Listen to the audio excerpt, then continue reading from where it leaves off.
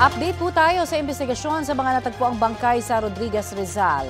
May ulat on the spot si June Veneracion. June?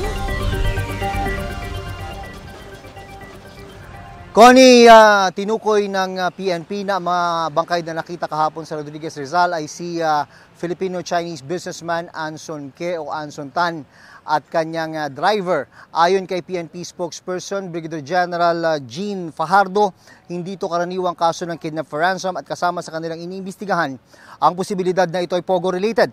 Pero ayaw magbigay ng dagdag detalye ni Fajardo kung bakit kinukonsidera ang anggulong may kaugnayan ito sa Pogo.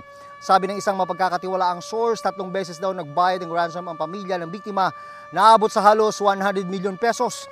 Pero sa kabila nito ay pinatay pa rin ang negosyante at kanyang driver na kinilala namang si Armani Pabilio. Nakitaan ng mga pasa at senyalis ng strangulation ang mga katawan ng mga biktima, sabi ng PNP. Posibleng sangkutin daw sa ibang kidnapping ang mga dumukot at pumatay sa mga biktima at posibleng hindi lang mga Pinoy ang sangkot kundi meron pang mga dayuhan. Dahil sa insidenteng ito ay at mga nauna pang kaso ng kidnapping, sinibak sa pwesto si Anti-Kidnapping Group Chief Brigadier General Elmer Ragay na kakapromote lang bilang general. Hindi raw nasiyahan si PNP Chief Romel Francisco Marbil sa trabaho ni Ragay kaya siya inalis sa pwesto. Hinihingan pa natin ng komento si Ragay.